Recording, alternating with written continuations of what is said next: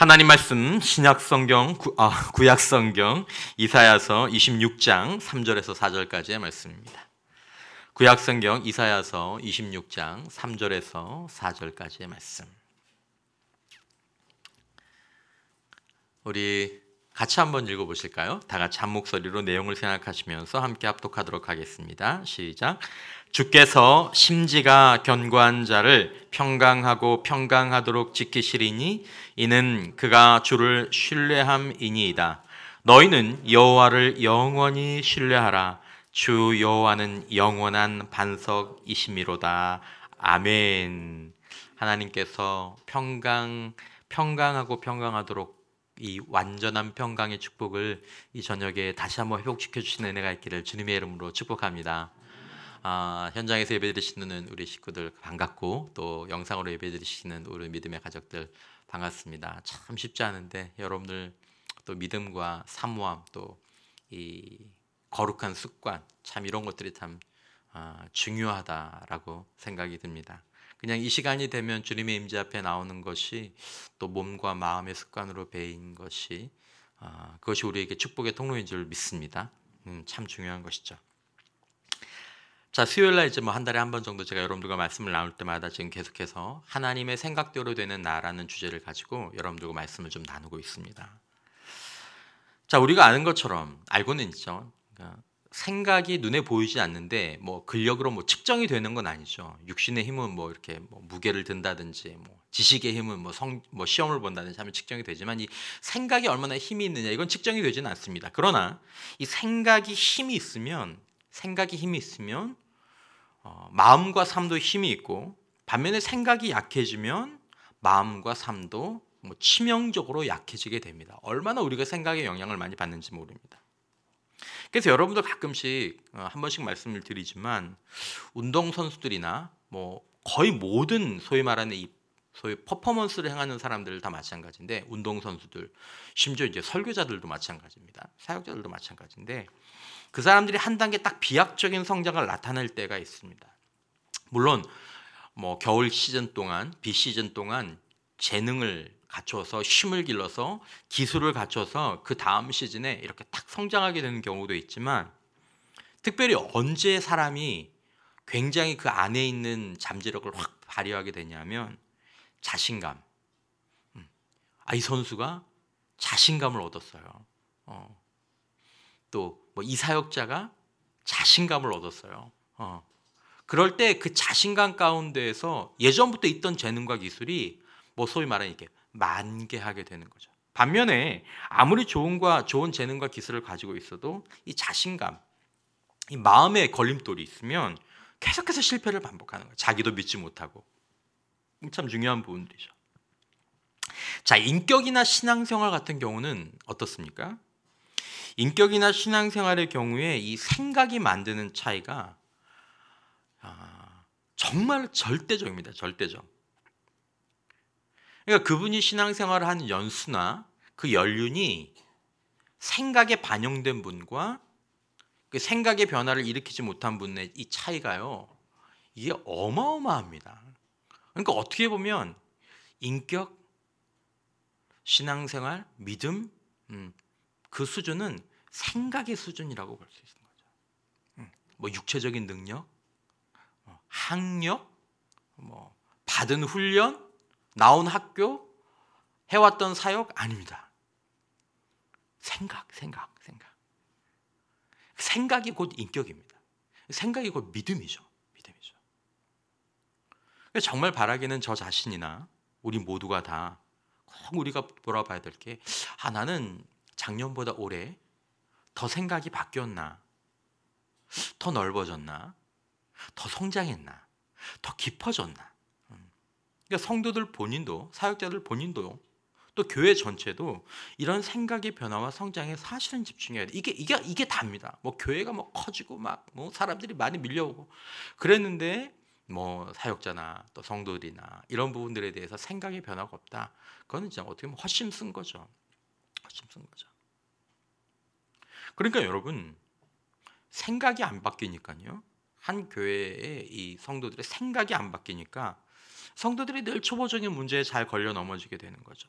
상처도 쉽게 주고 상처도 쉽게 받습니다. 삶에 쉽게 좌절하고 믿음 생활을 이어가지 못하는 것이죠. 이건 절대적으로, 거의 절대적으로 생각의 문제입니다. 상처를 잘 주는 사람, 이 생각이 왜곡된 거죠. 상처 잘 받는 것도 생각이 왜곡돼서 그렇습니다. 생각 참 중요합니다. 우리가 뭐 얘기하는 좋은 생각, 바른 생각, 더 나아가서 믿음의 생각, 하나님께서 저와 여러분들의 생각을 다 뭐 이게 하루아침에 주님 체험하는 건 하루 한 시간에 체험할 수 있지만 생각이 바뀌는 건 쭉 좋은 과정을 거칠 때 가능하거든요. 좋은 습관과 함께 그런 좋은 생각들을 하나님께서 저와 여러분들에게 주시길 주님의 이름으로 축원합니다. 참 중요하죠. 자, 그런데 이제 그런 생각들을 우리가 아마 붙잡을 때가 있습니다. 가질 때가 있습니다. 뭐 지금도 뭐 단일 기도에 있고 또 뭐 부흥회가 있기도 하고 또 어느 주일에 또 어느 새벽 예배 때 하나님께 나에게 주시는 그런 생각들, 좋은 그런 계기들이 가끔씩 있죠. 하나 항상 계기를 주시거든요. 근데 그런 생각, 그때 주시는 생각들을 유지하는 게 참 중요하다라는 것이죠. 이 생각이라는 인생과 신앙의 핸들인데 이 핸들을 여러 유혹과 시험이 있지만 꿋꿋하게 바른 방향으로 꾸준히 유지하는 것. 오늘 본문에 보면 심지가 견고하다. 마음심 그리고 의지할 때 그 지자로 번역되어 있는데 이 심지가 견고하다. 한자로는 마음과 뜻. 하지만 마음의 품은 의지가 견고하다. 지금 오늘 그 축복에 대해서 또 그 필요성에 대해서 이 본문이 특별히 얘기하고 있는 것입니다.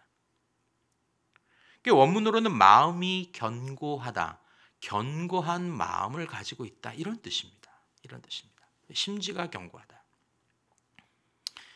그 히브리어 예체르라는 단어는 물론 이런 단어들을 생각할 때 문맥에서 봐야 되지만 이 사람의 내적인 구조, 사상, 의지, 이 그물로 짜여진 이 태도와 습관, 이걸 이제 마음이라고 얘기하는 것. 단순히 정서만 이야기하는 것이 아니라 이 내면 세계 전체를, 그게 이제 견고하다라는 거죠. 유혹에도 시험에도 흔들리지 않고 딱 정해지면 그대로 쭉 유지를 하게 된다라는 이 견고한 마음입니다. 이 견고한 자들이 누리는 복을 오늘 본문에서는 평강하고 평강하도록 하나님께서 지켜주신다. 심지가 견고한 자들을 평강하고 평강하도록 하나님이 지키신다라는 것입니다. 이 말은 무슨 말이냐면 완전한 평강을 주신다라는 것입니다. 마음 가운데 평안함이 있다라는 것입니다. 거기서는 담대함도 함께 있는 거죠. 거기서 이 평안하니까 안정감도 나오고 거기서 이제 행복감도 나오고 거기서 지혜도 나오고. 그런데 이런 견고한 마음을 우리가 갖지 못하면 하나님이 주시는 평강에서 평강으로 이르는 복을 누릴 수가 없다라는 거죠. 심지가 견고하지 못한 것 또는 이게 어떤 모습인지, 또 심지가 견고할 때 주는 또 다른 복이 야고보서 말씀에 나오는데 야고보서 1장 5절 이하에 보면 너희 중에 누구든지 지혜가 부족하거든 모든 사람에게 후히 주시고 꾸짖지 아니하시는 하나님께 구하라. 그리하면 주시리라. 오직 믿음으로 구하고 조금 더 의심하지 말라. 의심하는 자는 마치 바람에 밀려 요동하는 바다 물결 같으니 이런 사람은 무엇이든지 주께 얻기를 생각하지 말라. 두 마음을 품어 모든 일에 정함이 없는 자로다. 심지가 견고한 사람이 있다면 심지가 마음이 나뉜 사람이 있다라는 거죠. 두 마음. 이게 사실은 반대의 개념입니다. 근데 마음이 나뉘어지게 되면, 두 마음을 품게 되면, 심지가 견고하지 못하면 무엇이든지 주께 얻기를 생각하지 말라. 주님 앞에 얻을 수 없다라는 거예요. 이 말은 반대로 보면 심지가 견고한 자들은 주님께서 그분에게 뭔가를 주실 수 있다라는 거죠. 주실 수 있다. 그러니까 주님이 주시는 것을 얻는 것과 얻지 못하는 것, 이것이 심지가 견고한 것 혹은 두 마음을 품는 것과 서로 연관되어 있는 것을 우리가 보게 되는 거죠. 자, 그렇다면 이 마음이 견고하다, 또 마음이 견고하지 못하고 나뉜다라는 것은 무슨 의미이냐? 오늘 본문에 보면 견고한 마음은 이는 그가 주를 모함이니다라는, 이는 그가 주를 신뢰함이니다라는 거죠. 심지가 견고하다라는 건 의지가 굳었다. 말하면 한 번 말하면 꼭 지키는 사람이야. 뭐 그런 부분도 포함되겠지만 심지가 견고하다라는 말의 영적인 의미는 그가 주님을 신뢰하는 자다라는 것입니다. 의지가 굳세다 이런 우리 쪽의 문제가 아니라 하나님과의 관계에 있어서 그 사람 참 심지가 견고한 사람이야. 그 말은 말의 약속, 뭐 신실하고 성실한 거 그것들을 열매고 그 중심에 저분은 주님을 신뢰하는 분이야. 항상 끝까지 어떤 상황에서도 그런 분을 보면서 참 심지가 참 견고하다 이렇게 얘기하는 거죠. 이런 분들은 모든 상황 가운데에서 하나님을 신뢰할 수 있는 이유를 가지고 있습니다. 가지고 있어요. 모든 상황. 좋은 상황에서 하나님을 신뢰하지 않는 분들이 계실까요? 과연? 저는 별로 없을 거라고 생각합니다. 근데 이제 심지가 견고하냐 그렇지 못하냐의 유무는 다른 상황 가운데 나오죠. 특별히 이제 시험, 또 어떤 유혹 그런 가운데에서. 그래 이분들은 하나님을 신뢰하기 때문에 좋을 때는 물론이고 정말 어렵고 그 어려운 시간들이 길어지는 가운데 있어서도 하나님을 신뢰하기 때문에 기도와 예배와 순종과 인내를 이어가게 되는 거죠. 여러분 기도하고 예배하고 순종하고 인내를 이어가는 것이 어려운 시간 가운데 그걸 이어가는 것이 왜 힘듭니까? 왜 힘듭니까? 이게 하나님을 신뢰해야 기도할 수 있는 거잖아요. 예배할 수 있고 기도할 수 있고 인내할 수 있는 것이지 않습니까? 그러니까 하나님을 신뢰하지 않으면 그 행동들을 어려운 가운데 할 수가 없는 거죠. 그러니까 인내의 긴 터널을 모두가 다 빠져나가고 있는데 그것이 하나의 어떤 걸음막이 되는 거죠. 하나님을 신뢰하는 정도에 따라서 터널 처음에 돌아가는 사람도 있고 중간에 돌아가는 사람도 있고 그 터널 끝을 통과하는 사람들도 있는 거죠. 견고하지 못한 마음이란 두 마음을 얘기하는 것입니다. 근데 야고보서 말씀에 보면 마음이 사라졌다는 게 아닙니다. 있어요. 있는데 나뉘었다라는 것입니다. 있는데 흔들린다라는 거죠. 흔들린다라는 거죠. 약해진다라는 거죠.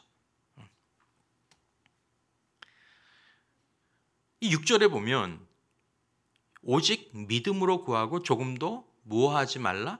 의심하지 말라. 그러니까 마음에 의심이 있는 거예요. 하나님 계셔? 하나님 믿을 만해 정말? 의심하는 자는 마치 바람에 밀려 요동하는 바다 물결 같으니라. 이제 그렇게 되면 하나님을 의심하는 마음, 하나님의 말씀을 의심하는 마음들이 우리 안에 있는 거죠. 그러면 가장 먼저 드러나는 게 뭐냐면 마음의 평강이 깨집니다. 우리 마음 가운데 이 두 마음이 되고 우리 마음 가운데 의심이 들어오면 가장 대표적으로 성도들에게 겪는 정서적인 상태는 평강이 깨지는 것입니다. 굉장히 불안합니다. 불안하고 좀 날카롭고 육신적인 반응들이 평강이 없으니까 그런 거죠. 마음속에 평안함이 없는 거예요. 그럼 어떻게 하겠어요?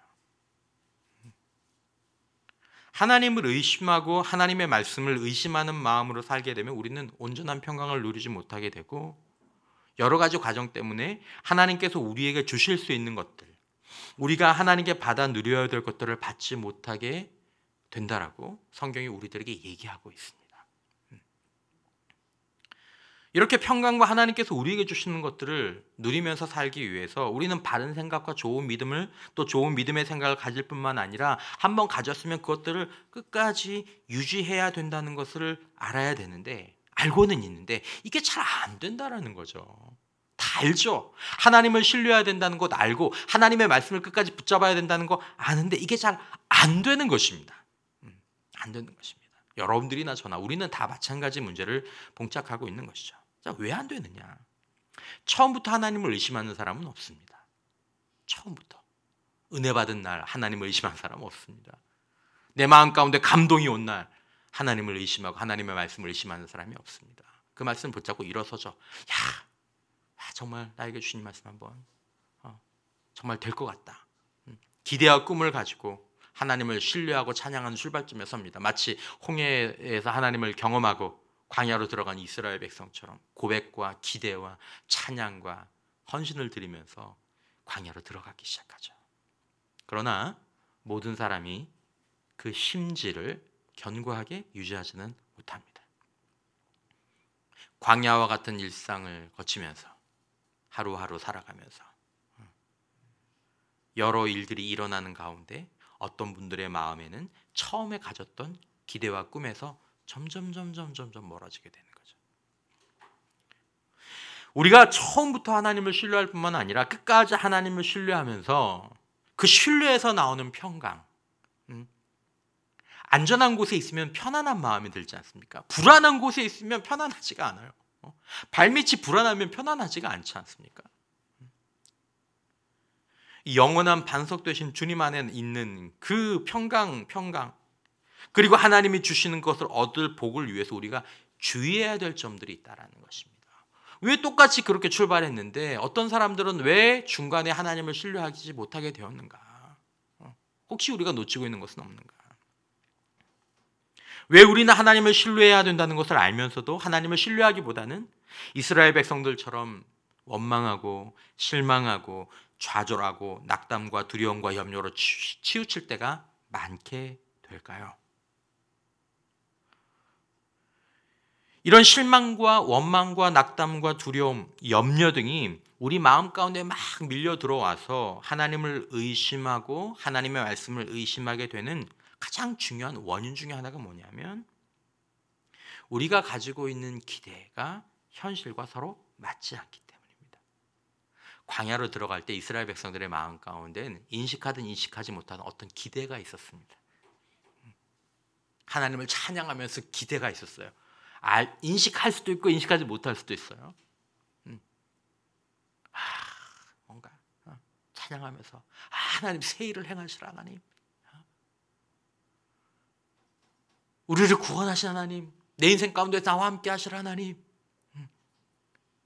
거기에 어떤 기대가 있어요. 근데 현실로 살아가는데 그 기대와 현실이 안 맞는 거예요. 자기가 아는 기대일 수도 있고 자기가 모르는 기대일 수 있어요. 근데 현실을 딱 처하면서 이건 내가 생각했던 게 아닌데, 아니 내가 생각하지 않았더라도 이건 뭔가 아닌 것 같은데, 이렇게 되면 안 되는데. 하나님에 대한 신뢰가 의심으로 바뀌는 것은 우리가 가지고 있는 기대가 무너지는 것과 서로 연관이 있습니다. 우리가 가진 기대, 내가 생각했던 그림과 다를 때, 내가 생각했던 때와 다를 때 우리 마음이 요동치는 것입니다. 심지가 견고하는 것이 아니라 흔들리는 거죠.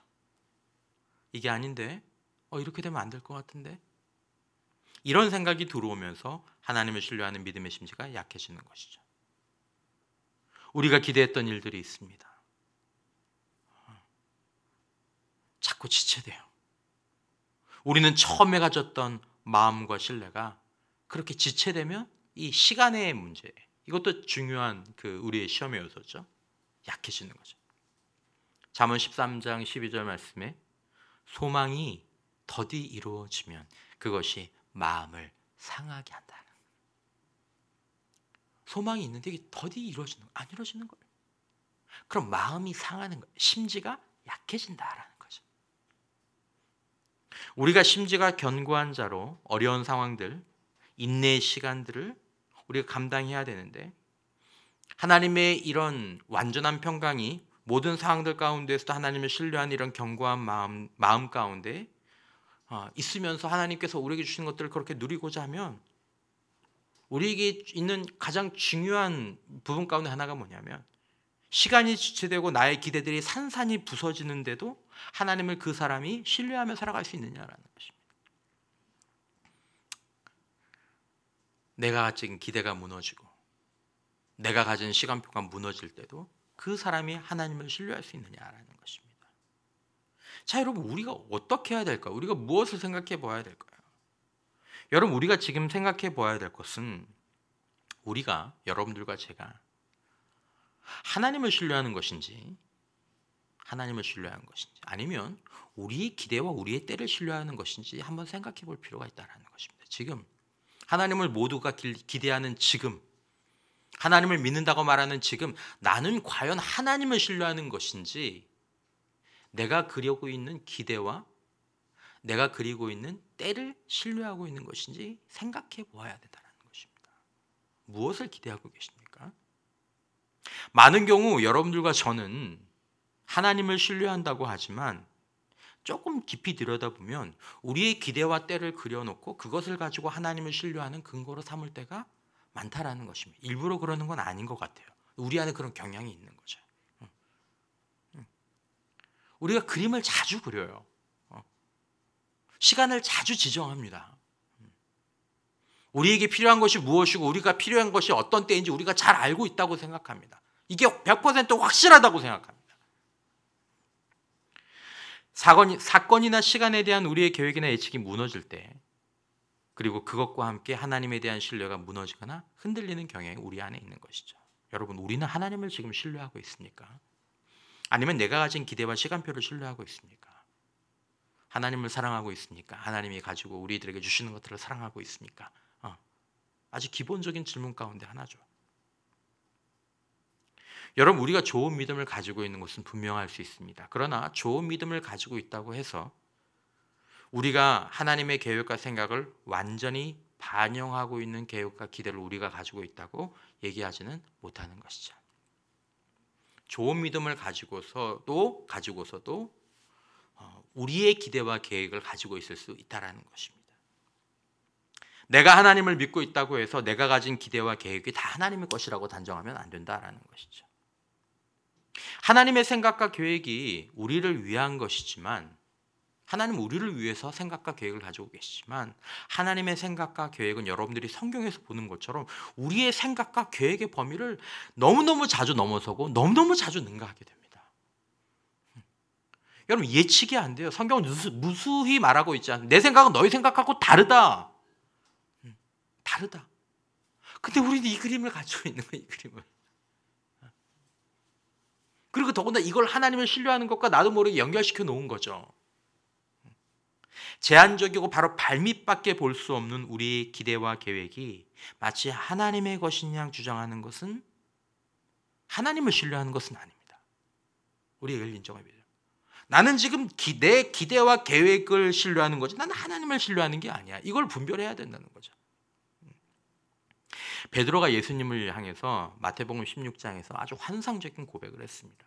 마태복음 16장 15절 이하에 이르시되 너희는 나를 누구라고 하느냐? 시몬 베드로가 대답하여 이르되 주는 그리스도시요 살아계신 하나님의 아들이시니이다. 멋진 대답을 했죠. 예수께서 대답하여 이르시되 바요나 시몬아 내가 복이 있도다. 이를 내게 알게 한 이는 혈육이 아니요 하늘에 계신 내 아버지시니라. 너 복이 있다. 너 대답 너무 잘했다. 바로 그거야. 내가 그분이야. 내가 그 사람이야. 베드로는 예수님에 대해서 정확한 지식을 가지고 있었습니다. 우리 가운데서 하나님에 대해서 정확한 지식을 가지고 계신 분들이 계실 것입니다. 그리스도시고 살아계신 하나님의 아들이십니다. 살아계신 하나님, 전능하신 하나님, 우리의 기도를 들으시는 하나님, 세상 끝, 바다 끝에서도 우리와 함께 하신 하나님, 칭찬받을 만한 고백이고 지식입니다. 이런 바른 고백과 지식을 가지고 있는 베드로 앞에서 예수님께서 얘기하셨습니다. 나 이렇게 하려고 십자가를 얘기하셨습니다. 고난과 죽음을 얘기하셨습니다. 21절에 이때로부터 예수 그리스도께서 자기가 예루살렘에 올라가 장로들과 대제사장들과 서기관들에게 많은 고난을 받고 죽임을 당하고 제3일에 살아나야 할 것을 제자들에게 비로소 나타내시니, 이 말을 들은 베드로가 뭐라고 얘기했습니까? 22절에 베드로가 예수를 붙들고 항변하여 이르되 주여 그리 마옵소서. 이 일이 결코 주께 미치지 아니하리이다. 여러분들 설교 때 많이 들어보신 것처럼 지금 베드로의 이 표현은 예수님을 향해서 주님 그러시면 안 돼, 이게 아닙니다. 꾸짖듯이 얘기하는 거예요. 큰 소리로 얘기하는 거예요. 뭐라고요?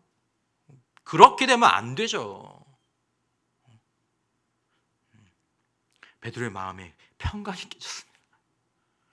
마음이 흔들렸습니다. 혼란이. 이거 아닌데? 이거 아닌데. 예수님이 뭐라고 말씀하셨습니까? 23절에 예수께서 돌이키시며 베드로에게 이르시되 사탄아 내 뒤로 물러가라. 너는 나를 넘어지게 하는 자로다. 다음 구절이 굉장히 중요한 말씀입니다. 내가 하나님의 일을 생각하지 아니하고 도리어 사람의 일을 생각하는도다. 너 생각 바뀌어야 돼. 네 믿음의 고백은 맞았지만 너의 생각은 틀렸어. 베드로는 사탄의 거짓말에 속았다는 말을 듣는 거예요. 막 그 어마어마한 고백을 하고 난 다음에 왜 베드로가 예수님이 말씀하신 계획에 대해 실망하게 되었습니까? 자신이 실망한 것에 그치지 않고 예수님의 사역을 방해하는 자리까지 나가게 되는 거죠. 여러분, 이게 여러분 충격적입니다. 주님을 향한 위대한 고백을 가지고 있는 사람이 생각이 잘못되면 자신이 실망할 뿐만 아니라 하나님의 사역을 흔들 수가 있는 거죠. 뭐가 문제인지 몰라요. 나 주님 사랑하는데, 나 주님을 위해서 일할 건데. 내가 하나님의 일을 생각하지 않고 사람의 일을 생각하는, 그럴 수 있다는 거예요, 우리가. 베드로는 예수님이 누구신지 알고 있었지만 자신의 관점, 사람의 관점, 사람의 유익을 위해서 생각하고 있었다라는 것이죠. 그리스도는 이래야 되는 거야. 살아계신 하나님은 이렇게 하셔야지.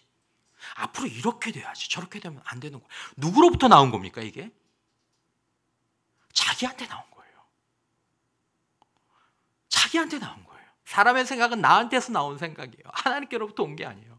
예수님께로부터 온 게 아니에요. 하나님께로부터고 예수님께로부터 올 생각을 받아들일 준비를 하는 것이 아니라 자기의 믿음의 고백 위에 자신의 생각들을 갖다 덧붙이는 거죠. 이러면 충돌이 일어나게 돼요.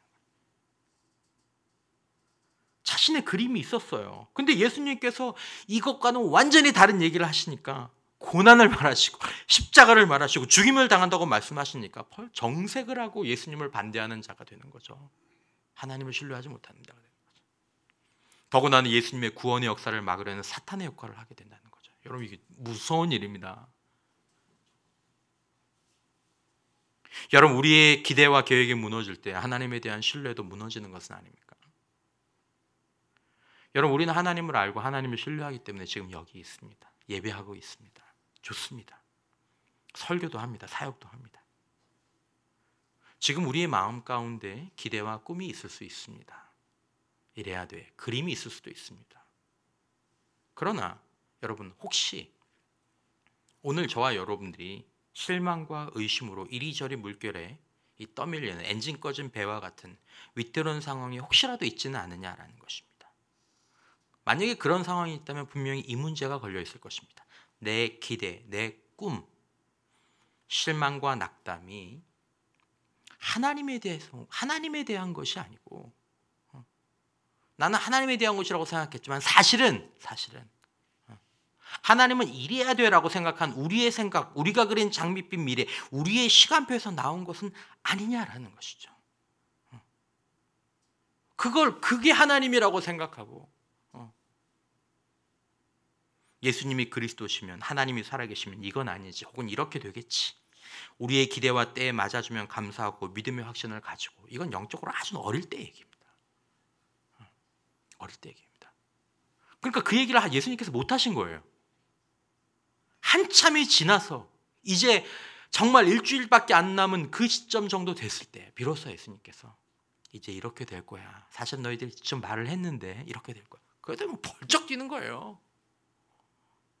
아니, 내가 주님을 믿는데 그렇게 되면 안 되죠. 내가 하나님을 믿는데 그렇게 되면 안 되죠. 우리의 기대와 때와 맞지 않으면 섭섭하고 서서히 의심하고 때로 화를 내게 됩니다. 잠깐 쉴게요. 심지가 견고한 분들은 의지가 강한 사람, 인내심이 많은 사람 아닙니다. 영적으로 심지가 견고하다라는 것은 하나님이 응답하시고 하나님이 일하시면 이렇게 되어야지 자신들의 기대와 시간표를 기대하고 신뢰하는 사람들이 아니고 하나님을 신뢰하는 사람들입니다. 하나님을 신뢰하는 사람. 하나님의 그 계획과 여지를 성경 안에서, 진리 안에서 열어두고 있는 사람입니다. 그리고 그 안에 핵심이 무엇인지를 이제 아는 사람입니다. 자신의 기대와 예측을 내려놓는 것입니다. 자신의 주장을 좀 내려놓는 것입니다. 예수님을 막아선 베드로에게 예수님께서 제일 먼저 하시는 말씀이 무엇입니까? 나를 따라올래? 그러면 자기를 부인하고, 첫 번째로 말씀하십니다. 자기를 부인하고. 자기를 부인하지 않고 예수를 열성적으로 따르는 자들은 베드로처럼 예수님의 일을 오히려 회방하게 됩니다. 차라리 안 하는 게 난데, 자기를 부인하지 않은 생각으로는 차라리 안 하는 게 나아요. 예수님의 뜻이라고 말하지만 사실은 예수님의 뜻 아니거든요.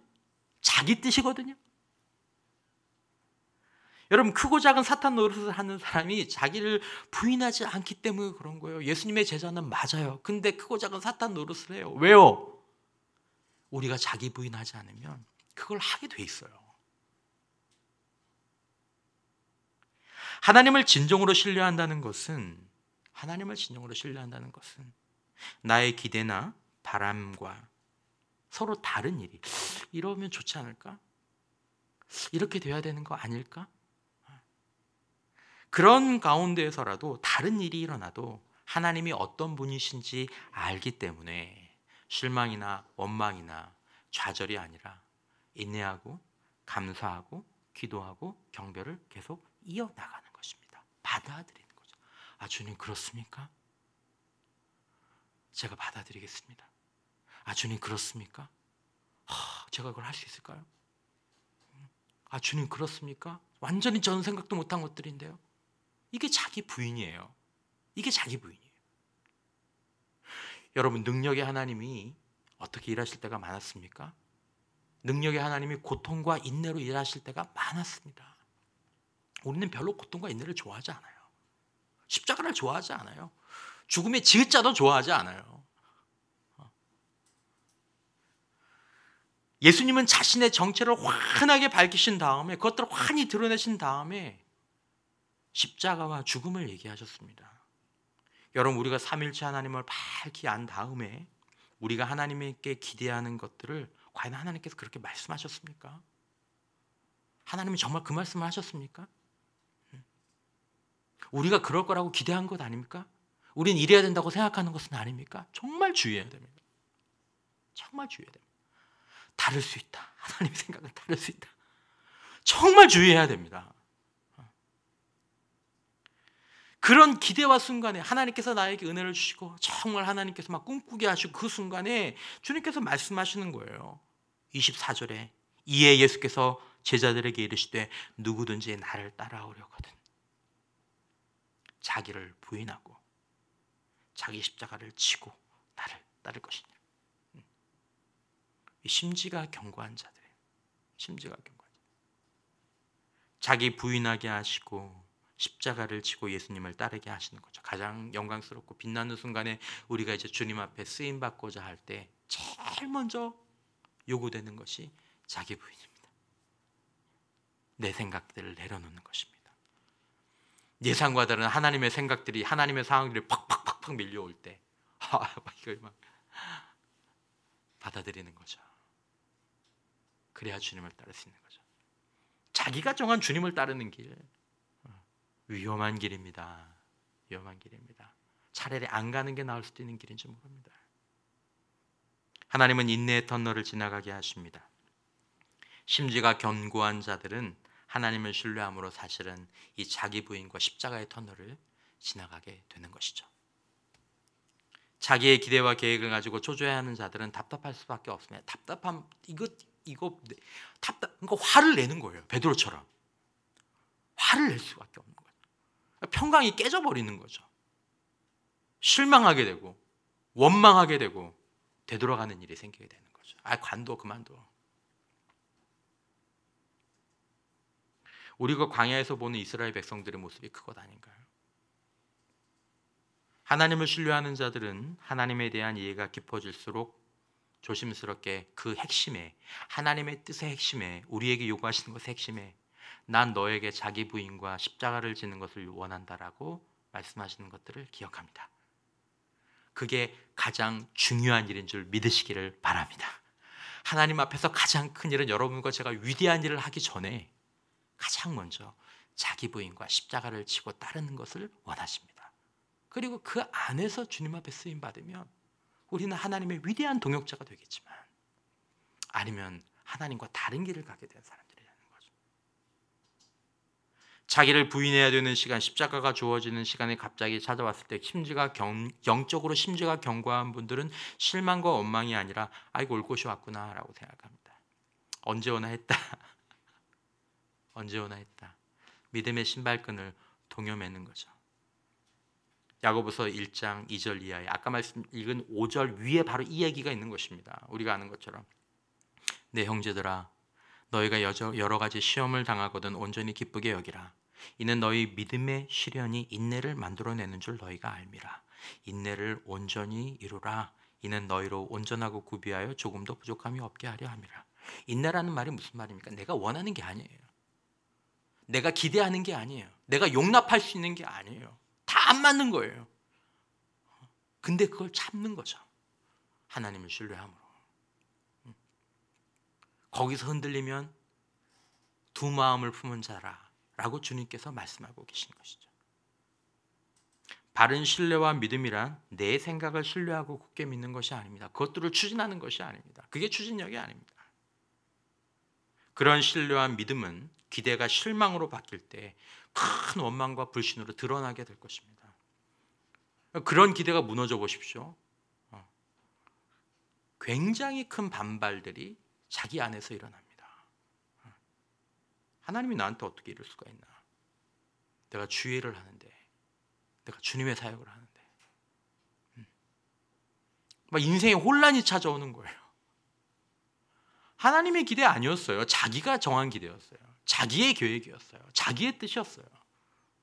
힘들어지는 시간들이 찾아오는 거죠. 나의 욕심이 담기고 나의 우상이 담기고 나의 기대가 담기는 것이죠. 바른 신뢰와 믿음, 심지가 견고한 믿음은 사람의 생각이 아니라 하나님의 생각 안에서 살아갈 때 드러나고 유지될 수 있는 것입니다. 하나님의 생각 안에서 살아야 될 줄 믿습니다. 사람의 생각이 아니라, 내 생각이 아니라 하나님의 생각. 하나님의 생각 안에서 살아간다는 것은 하나님의 진리를 받아들이면서 내 생각을 내려놓는 것입니다. 이게 자기 부인입니다. 자기 부인 뭐 대단한 거 아닙니다. 자기 부인이라는 것은 하나님의 생각을 받아들이고 내 생각을 내려놓으면 그게 자기 부인입니다. 그냥 자기의 생각을 내려놓는 것, 그것도 집중하지만 더 중요한 것은 하나님의 진리를 받아들이는 거죠. 주님 십자가 지셔야 됩니까? 네. 주님 죽으셔야 됩니까? 네. 저 이거 인내해야 됩니까? 네. 이게 자기 부인이죠. 하나님의 생각을 베드로처럼 거절하지 말고 받아들여야 되는 거죠. 여러분, 내 생각이 강하면, 사람의 생각이 강하면 계속해서 마음의 평강을 잃습니다. 여러분, 우리 안에 내 생각을 계속 주장해 보십시오. 평강은 저 멀리 사라집니다. 평강이 없습니다. 그러니까 자아가 강한 사람들은 마음에 평강이 없어요. 아무리 이겨도 평강이 없어요. 하나님의 생각을 받아들일 때 우리에게 평강에서 평강으로 이르는 복이 임할 줄 믿습니다. 하나님의 생각을 힘들어도 받아들여 보십시오. 내 생각을 내려놓고 하나님의 생각을 마음에 받아들이고 그것들을 고개를 끄덕거리고 받아들이면 평안이 찾아옵니다. 얼굴에 미소가 찾아오고. 지금 이 상황에 대해서 하나님의 말씀은 무엇입니까? 하나님의 뜻은 무엇입니까? 내 생각, 내 계획보다 크신 하나님께서 무엇이라고 말씀하셨는지 먼저 물어보자 하는 것이죠. 주님 다음 계획이 뭐예요? 깜짝 놀라도 그러시군요. 그렇게 하시죠. 그 생각을 받아들이는 거죠. 자기 부인하라고 하시면 하시고, 십자가를 지라고 하면 하시고, 순종하라고 하면 하는 거죠. 하나님을 하나님으로 신뢰하는 사람들, 하나님을 하나님으로 신뢰하는 사람들은 모든 상황 가운데서 자신의 기대와 계획이 무엇이든지, 내 기대와 계획이 없을 수가 없지 않습니까? 왜 없겠습니까? 이렇게 되지 않을까? 이렇게 된 게 좋지 않을까? 왜 이게 없겠습니까? 근데 하나님을 신뢰하는 사람들은 이런 기대를 혹시 가지고 있다고 하더라도 하나님께서 다른 말씀을 우리에게 하실 때 그것들을 신뢰하고 받아들이고 순종할 준비가 되어 있는 사람들이죠. 그렇게 살아가는 사람들이죠. 여러분, 하나님은 우리에게 평강의 길을 보여주시고 응답으로 우리를 인도하시는 분임을 믿으시기를 주님의 이름으로 축원합니다. 하나님 우리에게 주시려는 것은 예레미야서 말씀에 나오는 것처럼 너에게 평강을 주려고 하는 거야. 너를 구원하려고 하는 거야. 너를 복되게 하려고 하는 거야. 문제는 우리가 우리의 생각을 고집하는 것입니다. 그러니까 평강이 없죠. 평강이 없어요. 이렇게 돼야 되는데, 이 상황은 안 되는데 나는 이렇게 돼야 돼. 평강이 없죠. 평강이 없어요. 있을 수가 없어요. 매일 괴로운 거예요. 매일 괴로운. 얼마나 답답하니까. 왜 그렇게 돼야 됩니까? 왜 이렇게 해야 됩니까? 우리가 하나님입니까? 왜 꼭 이래야 됩니까? 우리가 하나님입니까? 우리가 하나님 노릇을 하는 한 우리는 평강에서 평강으로, 응답에서 응답으로 인도함을 받을 수가 없습니다. 베드로처럼 책망의 자리, 스스로 괴로워하는 자리에 이르게 될 것입니다. 베드로는 끝까지 예수님의 십자가 죽음을 자기의 기대를 꺾지 않고 받아들이지 않았습니다. 그래서 나중에 어떻게 됩니까? 예수님을 한번 부인하는 자리까지 이르게 됩니다. 여기서 베드로가 안 깨졌어요. 아닌데 계속해서 가지고 있었어요. 그러니까 한번 심하게 깨지는 경우가 생기는 거죠, 베드로에게. 여러분, 우리는 오늘 어떤 자리에 처해 있습니까? 우리의 마음은 평강으로 충만합니까? 여러분, 저와 여러분들이 하나님의 생각을 받아들이고 내 생각을 내려놓으면 평강이 찾아올 줄 믿으시기를 바랍니다. 하나님이 그것을 원하십니다. 우리에게 평강을 주시고 우리에게 응답을 주시고 우리를 인도하시기 위해서. 하나님의 생각대로 할 때에야 하나님이 일하실 것입니다. 인내의 터널을 지나가는 것이 힘들겠지만, 십자가를 지는 것이 힘들고 자기 부인하는 것이 어렵겠지만, 여러분, 세상에서 제일 어려운 게 내 생각대로 하는 겁니다. 저도 알아요. 이것처럼 어려운 게 없어요. 차라리 날 죽여. 차라리 날 죽어요. 생각이 우리 존재와 연결되어 있거든요. 그러나 하나님을 신뢰하게 되는 거예요. 견고한 마음으로 하나님을 신뢰함으로 내 생각을 부인하고 하나님의 생각을 높이고 존중하며 평강과 인도하심이 이 인내의 터널 끝에 우리를 기다리고 있는 것을 기대하는 것이죠. 오늘도 사실 여러 어려운 상황들이 있으실 것입니다. 내 삶이 왜 이런가? 왜 응답은 이렇게 지체되는가? 나는 왜 이렇게 광야에서 직진이 안 되고 자꾸 돌아가게 되는가? 잘 모르지만 우리 모두가 하나님을 신뢰하는, 영원한 반석이신 하나님을 신뢰하는 심지가 견고한 자들, 흔들리지 않는 자들이 되어서 결국 그 말씀대로 평강에서 평강으로 인도하시고 하나님께 구하는 것을 얻는 저와 여러분들이 될 수 있기를 주님의 이름으로 축복합니다.